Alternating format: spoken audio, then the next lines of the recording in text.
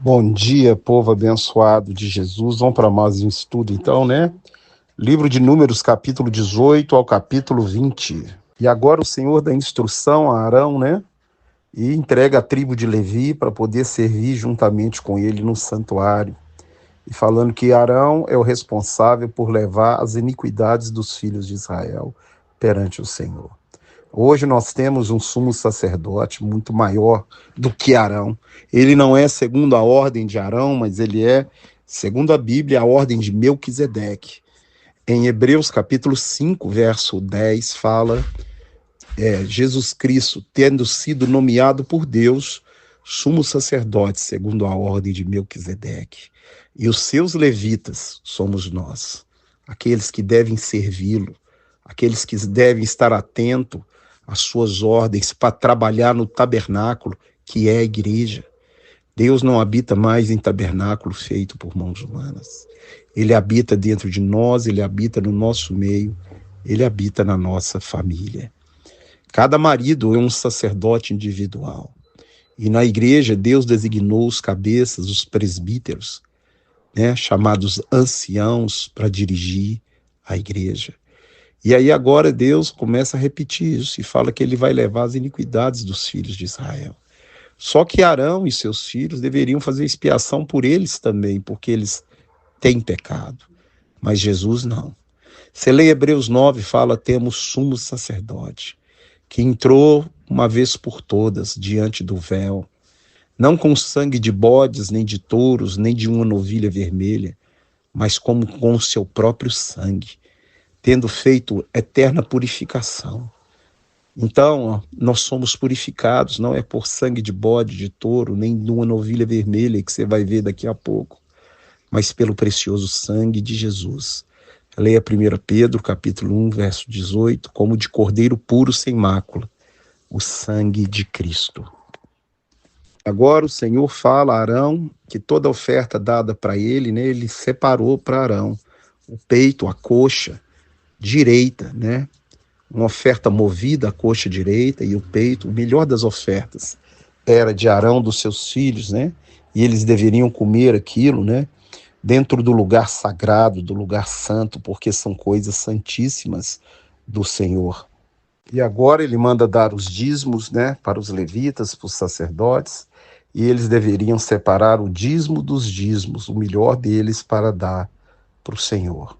Lembrando que o dízimo aí não era em dinheiro, né? Era dízimo, era cereal, era comida, era flor de farinha, era animais, né? Mas o melhor era do sumo sacerdote.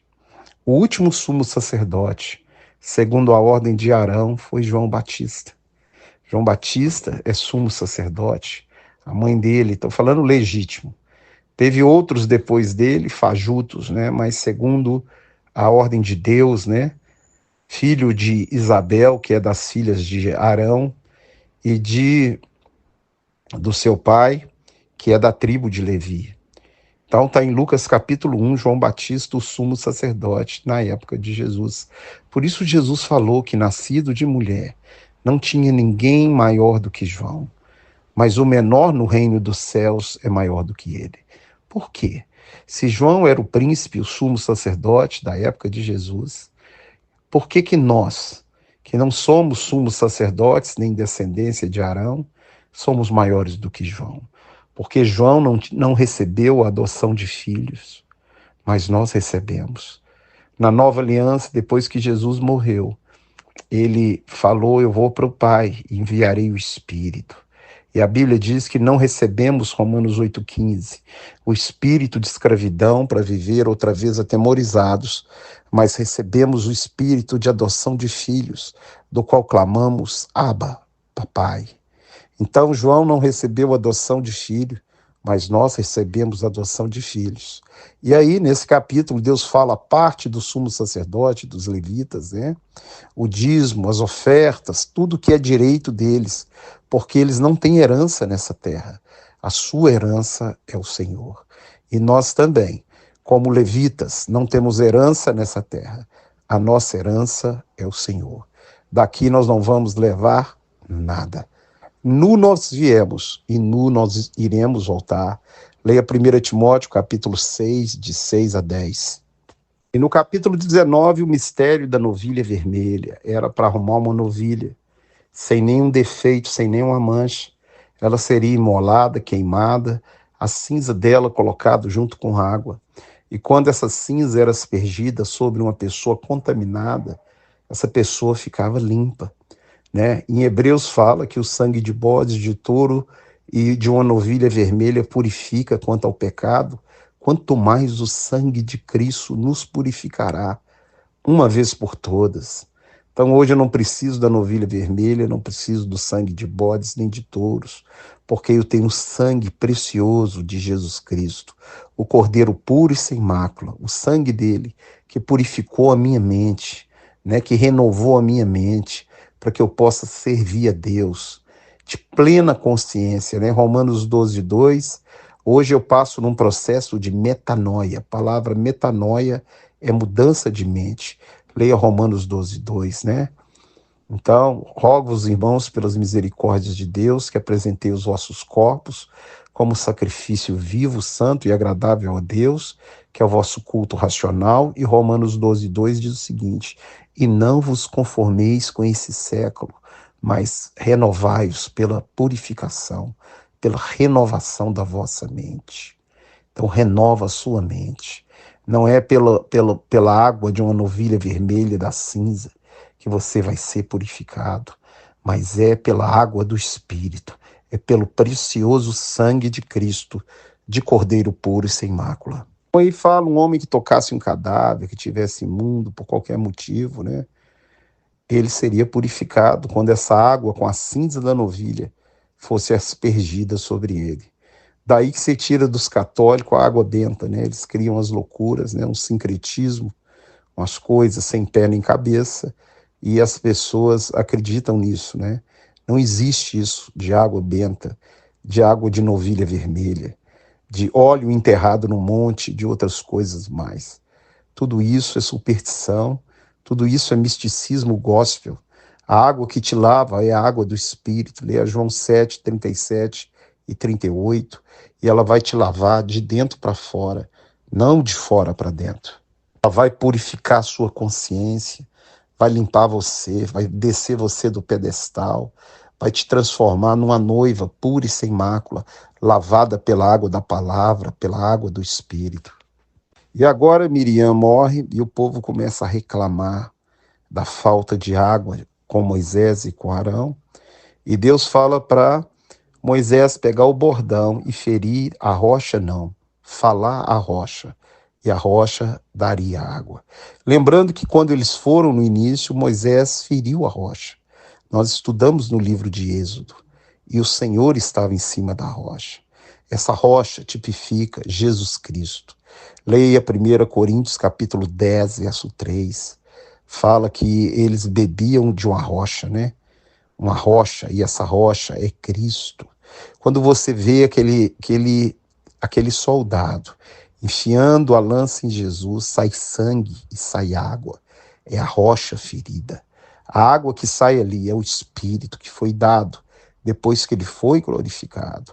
Agora aí essa rocha tipifica Jesus. E como Moisés já havia ferido ela na ida, agora bastava falar para ela dar água, e Moisés vai bater na rocha 2 vezes. E Deus fala: porque você não me glorificou, você não entrará na terra. O que tipifica isso? Hoje, se eu viver na prática do pecado como cristão, é como se eu estivesse batendo na rocha 2 vezes. O pecado na minha vida é um acidente, e toda ceia eu tenho oportunidade de confessar, e Ele vai me perdoar os pecados. A rocha vai dar a sua água. Basta eu confessar, eu falar. Eu não preciso ferir. Eu não posso viver na prática do pecado.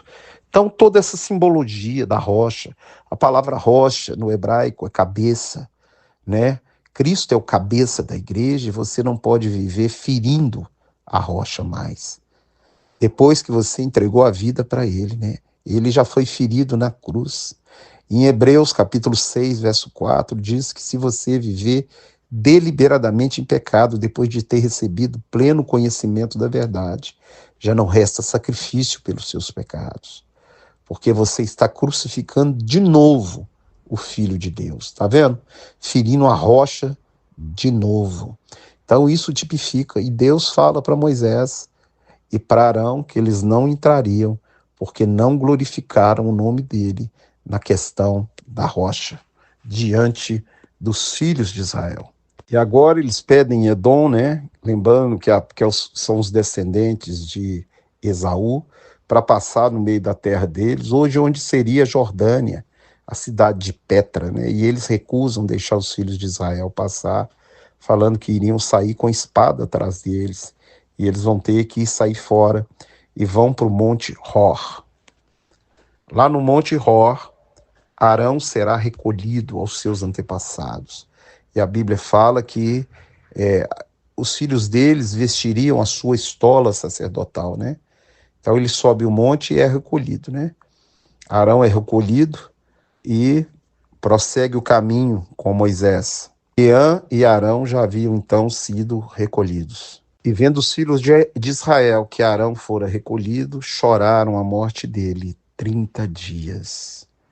E assim Miriam e Arão já haviam morrido. Termina então o capítulo aí 20, né, com a morte de Arão. Que Deus te abençoe, te guarde, te dê um dia abençoado, te livre de todo mal, em nome de Jesus.